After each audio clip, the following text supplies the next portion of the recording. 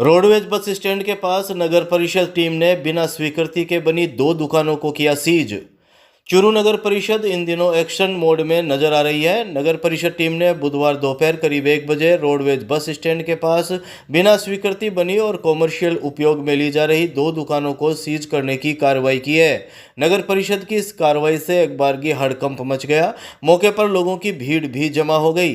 Seize की गई एक दुकान में मेडिकल स्टोर भी संचालित हो रहा था। नगर परिषद सहायक अभियंता रवि राघवानी ने बुधवार शाम 5 बजे के करीब जानकारी देते हुए बताया कि रोडवेज बस स्टैंड के पास बिना स्वीकृति 2 बहुमंजिला कॉमर्शियल दुकानों के निर्माण को लेकर सिराज और मदीना को नोटिस जारी किया गया था। इसके बावजूद नोटिस का कोई जवाब नहीं दिया गया, जिसके बाद दोनों बहुमंजिला दुकानों को कमिश्नर के आदेश पर सीज की कार्रवाई की गई है। दोनों दुकानें बिना स्वीकृति अवैध तरीके से बनकर तैयार हुई थी। दोनों को कॉमर्शियल उपयोग में लिया जा रहा था। कार्रवाई के दौरान नगर परिषद के कार्यवाहक सफाई निरीक्षक मनीराम डाबी और हरीश गुर्जर भी मौजूद रहे। बस स्टैंड पे जो इलीगल परमिशन बगैर परमिशन के कॉमर्शियल उपयोग होता है उसकी 2 दुकानें सीज की गई है, एक सिराज के नाम से और एक मदीना के नाम से। हमारे जो लीगली इनको पूर्व में भी नोटिस दिए गए थे, इनके जो कागज है उन्होंने अभी तक कोई तरह का अपना डॉक्यूमेंट पेश नहीं किया, इसलिए इनको नगर परिषद नियमानुसार सीजिंग की। 29 वर्षीय महिला को ब्लैकमेल करने की नीयत से उसके 7 साल के बेटे का किया अपहरण। कोतवाली पुलिस ने महाराष्ट्र से आरोपी को किया गिरफ्तार। बालक को सकुशल मां को लौटाया। चूरू की कोतवाली थाना पुलिस ने 7 साल के बालक के अपहरण मामले में बड़ी कार्रवाई करते हुए न केवल बालक को सकुशल बरामद कर लिया, अपितु अपहरण के आरोपी को भी गिरफ्तार कर लिया है। पुलिस ने 7 वर्षीय शिवांशु को महाराष्ट्र के गांव टिटवाला थाना कल्याण मुंबई से दस्तयाब किया और आरोपी अखलाक इलियास अंसारी को गिरफ्तार कर लिया।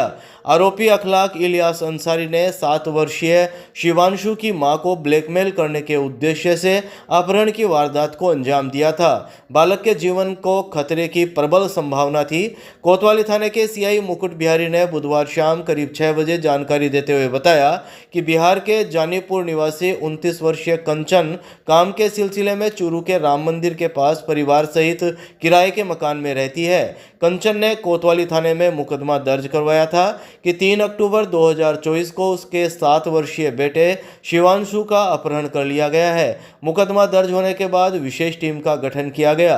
पुलिस ने मामले की तफ्तीश शुरू की तो सामने आया कि कंचन को ब्लैकमेल करने के उद्देश्य से झारखंड के गांव चीनो निवासी 29 वर्षीय अखलाक इलियास अंसारी उर्फ फिरोज ने 7 वर्षीय बालक का अपहरण किया था। इसके बाद पुलिस टीम ने डीएसटी और साइबर सेल की मदद से आरोपी की लोकेशन का पता किया। एएसआई जयवीर सिंह की अगुवाई में पुलिस टीम को मुंबई रवाना किया गया, जहां पुलिस टीम ने मुंबई के कल्याण थाना क्षेत्र के टिटवाला से 7 वर्षीय बालक शिवांशु को बरामद कर लिया। अपहरण के आरोपी अखलाक इलियास अंसारी को गिरफ्तार कर लिया गया। गिरफ्तार आरोपी को कोर्ट में पेश किया गया, जहां से उसे जेल भेज दिया गया है। इधर जब बालक को उसकी मां के सुपुर्द किया गया तो उसने अपने बेटे को गले से लगा लिया। अपने अपहृत बेटे को पाकर उसकी मां की आंखें नम हो गई। श्रीमती कंचन देवी जो है श्याम मॉल के पीछे चूरू ने एक रिपोर्ट दी थी कि मेरे बच्चे का अपहरण अखलाक जो है उसने मेरे बच्चे का अपहरण कर लिया, जिस पर जो है टीम का गठन किया जाकर मुंबई से जो है जिस बालक का अपहरण हुआ शिवांशु उसको दस्तयाब किया गया और आरोपी झारखंड निवासी अखलाक जो है अखलाक उर्फ इलियास उसको गिरफ्तार किया गया और आज न्यायालय में पेश करके न्यायिक परीक्षा में भेजा गया। ये जो है इसकी मां को जो है ब्लैकमेल करना चाह रहा था। पेंशनर भवन में जिला कलेक्टर ने राष्ट्रीय पोषण माह के समापन समारोह में की महिलाओं की गोद भराई। केक काटकर मनाया बालिका जन्मोत्सव। चूरू जिला कलेक्टर अभिषेक सुराणा ने कहा है कि जिले को कुपोषण मुक्त बनाने के लिए प्रभावी रणनीति बनाकर काम किए जाने की जरूरत है। जिला कलेक्टर सुराणा ने बुधवार को जिला मुख्यालय स्थित पेंशनर समाज भवन में राष्ट्रीय पोषण माह के समापन समारोह में महिलाओं की गोद भराई की और अंतर्राष्ट्रीय बालिका दिवस के उपलक्ष्य में बेटी जन्मोत्सव कार्यक्रम में केक काटकर बालिका देवांशी का जन्मोत्सव मनाया। बुधवार शाम 5 बजे जारी प्रेस नोट के मुताबिक उन्होंने महिला और बाल विकास विभाग के अधिकारियों और कार्मिकों से कहा कि प्रारंभिक शिक्षा और पोषण पर फोकस करें, प्रयास करें कि बच्चों को पोषण और आंगनबाड़ी केंद्रों में प्रारंभिक शिक्षा में जिला राष्ट्रीय स्तर तक अव्वल रहे। बच्चों के फिजिकल और ब्रेन डेवलपमेंट के लिए व्यक्तिगत रुचि लें ताकि बच्चों का सर्वांगीण विकास हो। उन्होंने कहा कि आंगनबाड़ी केंद्रों पर समुचित व्यवस्थाएं करें। उन्होंने पोषण माह 2024 में राष्ट्रीय स्तर पर जिले के प्रथम स्थान प्राप्त करने पर बधाई देते हुए पोषण मिशन के तहत अच्छा कार्य करने वालों को सम्मानित किया।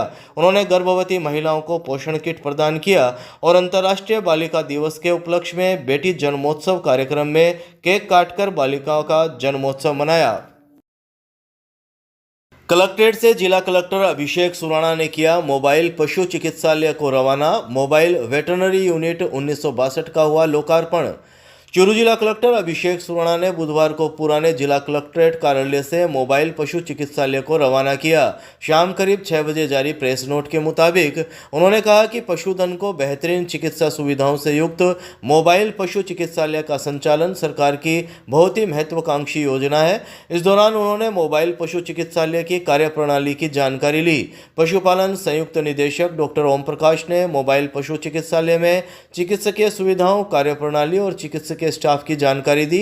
पशुपालन संयुक्त निदेशक डॉक्टर ओम प्रकाश ने बताया कि मोबाइल यूनिट 1962 के संचालन के लिए 1962 कॉल सेंटर बनाया गया है, जिसमें हेल्पलाइन नंबर 1962 पर पशुपालकों की कॉल्स प्राप्त होने के पश्चात उनकी टिकट जनरेट होगी और उस संबंधित एरिया में अवस्थित मोबाइल यूनिट द्वारा बीमार पशु का उपचार किया जाएगा।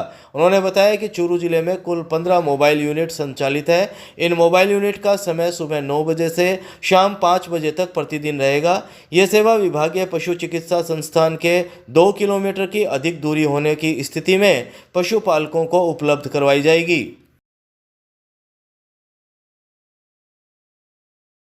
जिला परिषद सभागार में राइजिंग राजस्थान इन्वेस्टर मीट के आयोजन को लेकर मीटिंग। जिला कलेक्टर ने अधिकारियों को दिए निर्देश। चूरू जिला कलेक्टर अभिषेक सुराणा ने कहा है कि राइजिंग राजस्थान इन्वेस्टर मीट में जिले के प्रवासी उद्योगपतियों को आमंत्रित किया जाए और निवेश को बढ़ावा दिया जाए। जिला कलेक्टर सुराणा बुधवार को जिला परिषद सभागार में राइजिंग राजस्थान इन्वेस्टर मीट के आयोजन को लेकर आयोजित बैठक में संबोधित कर रहे थे। शाम करीब 6:30 बजे मिले प्रेस नोट के मुताबिक उन्होंने कहा कि उद्योग विभाग के अधिकारी व्यापार संघों, संगठन और उद्योगपतियों के साथ बैठक कर औद्योगिक क्षेत्र से जुड़े हुए लोगों को इन्वेस्टर मीट के लिए आमंत्रित करें। इसी के साथ शिक्षा, चिकित्सा, पीडब्ल्यूडी, पीएचडी, नगर निकाय सहित सेवा प्रदाता विभाग के अधिकारी भी अपने अपने क्षेत्र से जुड़े उद्योगपतियों और निवेशकों से संपर्क कर राइजिंग राजस्थान इन्वेस्टर मीट में आमंत्रित करें। इसके लिए अधिकारी संभावित इन्वेस्टमेंट को देखें और प्रपोजल तैयार रखें। उन्होंने कहा कि 23 अक्टूबर को जिला मुख्यालय पर आयोजित होने वाला राइजिंग चूरू इन्वेस्टर मीट अच्छे माहौल में संपन्न हो तथा औद्योगिक संघ के प्रतिनिधियों, उद्योगपतियों और निवेशकों को कार्यक्रम की समुचित जानकारी हो। जिले में सरदार शहर, सुजानगढ़ और चूरू 3 नगर परिषद क्षेत्र तथा 7 नगर निकाय क्षेत्र हैं। इन क्षेत्रों को नोडल रूप में डेवलप करें तथा क्षेत्र के औद्योगिक विकास को गति प्रदान करने वाली संभावनाओं को देखें। उद्योग महाप्रबंधक नानूराम गहनोलिया ने बैठक की रूपरेखा प्रस्तुत की। उन्होंने बताया कि agro food, wooden handicraft, tourism, medical and health, warehousing, ऊर्जा, शिक्षा और रसायन सहित निवेश के विभिन्न क्षेत्रों में अब तक कुल 662 करोड़ रुपए के संभावित निवेश के 67 एमओयू प्रस्ताव कार्यालय स्तर पर तैयार करवाए गए हैं। पुलिस लाइन सभागार में एसपी जय यादव ने ली जिला स्तरीय क्राइम मीटिंग। सुरक्षा सखी संवाद पखवाड़ा और ऑपरेशन गरिमा को लेकर हुई चर्चा। चूरू एसपी जय यादव ने पुलिस लाइन सभागार में जिला स्तरीय क्राइम मीटिंग ली। क्राइम मीटिंग में सुरक्षा सखी संवाद पखवाड़ा और ऑपरेशन गरिमा को लेकर चर्चा हुई। इस दौरान एसपी ने संगठित अपराधों को रोकने, पुलिस थानों में पेंडेंसी कम करने, हार्डकोर अपराधियों की संपत्ति चिन्हित कर कुर्क करने, झूठे मुकदमे दर्ज करवाने वालों के खिलाफ कार्रवाई करने, ऑपरेशन शिकंजा के तहत अधिक कार्रवाई करने आदि के निर्देश दिए। क्राइम मीटिंग में एसपी यादव ने कहा कि चूरू जिले में पिछले 1 साल में अपराधों में कमी आई है। लगातार प्रयास किया जा रहा है कि अपराधों में और अधिक कमी आए। त्योहारी सीजन में सभी त्यौहार शांतिपूर्ण तरीके से मनाए जाएं, इसकी प्राथमिकता रहेगी। चोरी, नकबजनी और लूट के मामलों का अधिक से अधिक संख्या में खुलासा किया जाएगा। मीटिंग के दौरान लोकल और स्पेशल एक्ट, महिला अत्याचार और SC/ST के लंबित प्रकरणों, संपत्ति संबंधी विवादों, पोक्सो एक्ट में 2 महीने से अधिक की अवधि के सभी प्रकरणों, सड़क दुर्घटना, वांछित अपराधियों की गिरफ्तारी, हिस्ट्री शीटर और गुंडा एक्ट में कार्यवाही, केस ऑफिसर स्कीम, दिनांक 5 अक्टूबर 2024 से 20 अक्टूबर 2024 तक सुरक्षा सखी संवाद पखवाड़ा, दिनांक 1 अक्टूबर 2024 से जारी ऑपरेशन गरिमा अभियान की प्रगति रिपोर्ट, साइबर क्राइम, इनामी अपराधियों और प्रत्येक थाना स्तर पर टॉप 10 के अंतर्गत शामिल अपराधियों के विरुद्ध की गई कार्यवाही पर अब तक की स्थिति की समीक्षा की गई। SP जय यादव ने कहा कि हमारा प्रयास है कि आमजन के साथ मिलकर अपराधों की संख्या में कमी लाएं। हमारे PHQ की और राज्य सरकार की है, महिलाओं और बच्चों से संबंधित अपराध हैं उनमें कमी लाना और उनको कोई अपराध हो जाए तो उसमें त्वरित अनुसंधान निष्पक्ष करके न्याय दिलाना। उसी के तहत हमारे अभियान भी चल रहे हैं, सुरक्षा सखी संवाद पखवाड़ा अभियान और ऑपरेशन गरिमा, और उसके बारे में चर्चा की जा रही है कि इस अभियान को किस तरह से सफल बनाया जाए और इसमें कैसे जागरूकता महिलाओं और बच्चों में लाई जाए और हमारी सुरक्षा सखी जो है उनको कैसे हम बहुत अच्छे से उपयोग करके वो ज़्यादा से ज़्यादा महिलाओं को जागरूक कर सकें, ताकि महिला और बच्चों से संबंधित जो अपराध हैं उनमें गिरावट आए और जो अपराध जिनमें के साथ हो भी गए हैं उनमें हम उनको त्वरित न्याय दिला सकें। और हार्डकोर अपराधी, हिस्ट्री शीटर जो बदमाश हैं उनके खिलाफ कैसे हमें कार्रवाई करनी है, सख्त कार्रवाई करनी है और उन पर नकेल कसनी है, उसके बारे में चर्चा की जा रही है। और जो हमारे मुकदमे पेंडिंग हैं पुराने, उनके बारे में उनके निस्तारण जल्द से जल्द उनका निस्तारण करा जाए और जो हमारे पुलिस की प्राथमिकताएं हैं उसके बारे में सबके बारे में चर्चाएं करी जा रही हैं। और जो ये अपराधी हैं, गैंगस्टर्स हैं, उन पे कैसे शुरू में जैसे बढ़िया काम हो रहा है उन पर लगातार नकेल कसे जा रही है, तो आगे भी उन पे ऐसी नकेल कसी जाए। और जो अगर बाई चांस कोई गैंगस्टर कोई घटना भी करा देता है तो उस पर कैसे सख्ती से निपटा जाए ताकि वो फिर से अपना सर नहीं उठा सके। हरियाणा में भाजपा को मिले जनादेश पर पूर्व नेता प्रतिपक्ष राजेंद्र राठौड़ की अगुवाई में कार्यकर्ताओं ने की आतिशबाजी, राठौड़ ने कांग्रेस पर कसा तंज। हरियाणा में भाजपा को मिले जनादेश के बाद चूरू के सैनिक बस्ती में पूर्व नेता प्रतिपक्ष राजेंद्र राठौड़ के नेतृत्व में भाजपा कार्यकर्ताओं ने आतिशबाजी कर जीत का जश्न मनाया और एक दूसरे को मिठाई खिलाकर खुशी का इजहार किया। पत्रकारों द्वारा पूछे गए सवाल के बाद पूर्व नेता प्रतिपक्ष राजेंद्र राठौड़ ने गोविंद सिंह डोटासरा और कांग्रेस नेताओं पर तंज कसते हुए जुबानी हमला भी किया। इस मौके पर पूर्व नेता प्रतिपक्ष राजेंद्र राठौड़ ने इस जनादेश को जनता का आशीर्वाद बताते हुए कहा कि हरियाणा की जनता ने प्रधानमंत्री नरेंद्र मोदी की नीतियों में विश्वास व्यक्त किया है और ये जनादेश उन सभी ताकतों के मुंह पर तमाचा है जो समाज को तोड़ना चाहते हैं। उन्होंने कहा कि देश की जनता अब कांग्रेस की विभाजनकारी नीतियों के बारे में जान चुकी है। तीसरी बार किसी पार्टी को जनादेश देना यह भाजपा की नीतियों की विजय है। इस मौके पर विधायक हरलाल सारण ने कहा कि हरियाणा की जनता ने कांग्रेस को पूरी तरह से नकार दिया है क्योंकि वहां भाजपा का 10 वर्षों का शासन सभी वर्गों के लिए कल्याणकारी रहा। उन्होंने कहा कि यह कार्यकर्ताओं की मेहनत का परिणाम है। हरियाणा में और राजस्थान में डबल इंजन की सरकार होने से कई प्रकार की योजनाएं इन दोनों राज्यों की आपसी सहमति से बनेगी, जिससे दोनों प्रदेश और चूरू की जनता का भी इससे सीधा लाभ होगा। इसके साथ साथ जलेबी भाई के ज्यादा चर्चे हो रहे हैं। निश्चित तौर पर जिस प्रकार की जलेबी बनाने की बात कहने वाले गोविंद जी डोटासरा और बाकी कांग्रेस के नेता थे, जलेबी उनकी बन गई। छोटी समाज के छोटे लोगों ने मिलकर और भारतीय जनता पार्टी की सरकार को पैदा कर दिया। सर, एक लंबी चौड़ी लिस्ट बताई गई है जो प्रचार के लिए गई थी, लेकिन जहाँ भी वो गए वहीं हार हुई है।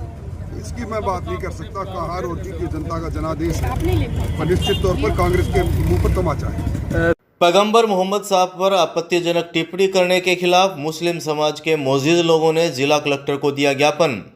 चूरू जिला मुख्यालय पर जमीयत उलमा हिंद जिला इकाई चूरू की तरफ से मुफ्ती इरशाद कासमी व गोश मोहम्मद खान के नेतृत्व में ईश निंदा करने वाले यति नरसिंहानंद महाराज के खिलाफ राष्ट्रपति के नाम अतिरिक्त जिला कलेक्टर को ज्ञापन दिया गया।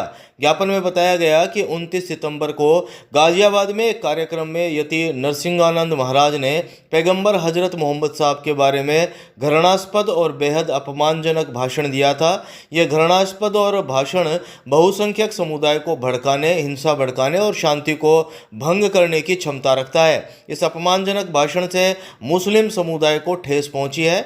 ज्ञापन के जरिए यति नरसिंहानंद महाराज के खिलाफ कड़ी से कड़ी कानूनी कार्रवाई करने की मांग की गई है। इस दौरान मौलाना अब्दुल जफ़ार, मोहम्मद अली फटान, इंसानियत एकता सेवा समिति के संस्थापक करामत खान, मुश्ताक खान, एडवोकेट जावेद खान, मुफ्ती अब्दुल वहाब, एडवोकेट आबिद बहलीम, अजीज खान पार्षद, खालिद पार्षद आदि मौजूद रहे। और नरसिंहानंद जी जिन्होंने हमारे देश में गंगा जमुनी तहजीब को तोड़कर जो है देश के भाईचारे को ख़त्म करने के लिए और जो है आज हमारे नबी जनाब मोहम्मद रसूलुल्लाह सल्लल्लाहु अलैहि वसल्लम के बारे में बदजुबानी की है, बदख्याली की है, इनका जो है ये भाषण जो है वो तमाम इंसानों के दिलों में एक आघात लगा है। इसके लिए जो है हम बड़ी सरकार से मांग करते हैं कि इनके खिलाफ सख्त से सख्त कार्रवाई। झारिया मोरी के पास गुरुकुल विद्यालय के नए भवन का लोकार्पण कार्यक्रम में योगीराज अमर ज्योति, पूर्व नेता प्रतिपक्ष राजेंद्र राठौड़ व विधायक हरलाल सारण रहे मौजूद। चूरू जिला मुख्यालय की झारिया मोरी के पास गुरुकुल विद्यालय के नवीन भवन का लोकार्पण और मंदिर प्राण प्रतिष्ठा समारोह बुधवार को संपन्न हुआ। इस दौरान बड़ी संख्या में चूरू और आसपास के वैदिक धर्म अनुयायी, जनप्रतिनिधि, वेद अनुरागी और गणमान्य नागरिक मौजूद रहे। हिमाचल प्रदेश से आए योगीराज अमर ज्योति के सानिध्य में आयोजित कार्यक्रम को संबोधित करते हुए पूर्व नेता प्रतिपक्ष राजेंद्र राठौड़ ने कहा कि इतिहास इस बात का साक्षी है कि चूरू की धरती सदैव धर्म और संस्कृति की रक्षा में अग्रणी रही है। उन्होंने कहा कि ब्रह्मलीन पूज्य स्वामी शिवानंद सरस्वती की प्रेरणा और स्मृति शेष भागीरथ प्रसाद मर्दा व स्वर्गीय रामनारायण टावरी के अतुल्य योगदान से 1972 में स्थापित धर्म संघ गुरुकुल विद्यालय के माध्यम से वैदिक संस्कृति और शिक्षा के पोषण का एक बेहतरीन कार्य यहाँ होता रहा है। विद्यालय के लिए नए भवन का निर्माण इस दिशा में मील का पत्थर साबित होगा। विधायक हरलाल सारण ने वैदिक संस्कृति और शिक्षा के संरक्षण की दिशा में मर्दा परिवार के योगदान की सराहना करते हुए कहा कि चूरू को उसकी धार्मिकता के कारण छोटी काशी कहा जाता है और इस तरह के प्रकल्प इस बात की सार्थकता साबित करते हैं। गंगानगर विधायक जयदीप ब्याणी ने धर्म संघ गुरुकुल की स्थापना की पृष्ठभूमि की चर्चा करते हुए कहा कि गुरुकुल परंपरा ही सनातन को जिंदा रखेगी। उन्होंने कहा कि यह विद्यालय गुरुकुल पद्धति और आधुनिक शिक्षा का एक सम्मिश्रण है। हिमाचल प्रदेश से आए योगीराज अमर ज्योति ने आशीर्वचन देते हुए कहा कि यदि हमारी सोच, दृष्टि और क्रम सही होंगे तो हम निरंतर सफलता के सोपान चढ़ते जाएंगे। संचालन करते हुए धर्म संघ विश्वविद्यालय धर्मार्थ न्याय के अध्यक्ष रमेश मर्दा ने बताया कि ब्रह्मलीन पूज्य स्वामी शिवानंद सरस्वती की प्रेरणा और स्मृति शेष भागीरथ प्रसाद मर्दा व स्वर्गीय रामनारायण टावरी व स्वर्गीय परमेश्वरी देवी टावरी के योगदान से ये धर्म संघ गुरुकुल स्थापित हुआ, जिसका वैदिक शिक्षा में बेहतरीन योगदान रहा है। न्यास के मंत्री अभिषेक टावरी ने सभी का आभार व्यक्त करते हुए बताया कि विद्यालय बिना किसी तरह के सरकारी अनुदान के शिक्षा प्रेमी अनुदानदाताओं के सहयोग से निरंतर 50 वर्षों से चल रहा है। विद्यालय में जरूरतमंद विद्यार्थियों को निःशुल्क आवास, वस्त्र और भोजन के साथ आचार्य तक की शिक्षा दी जाती है। सरस्वती मंदिर में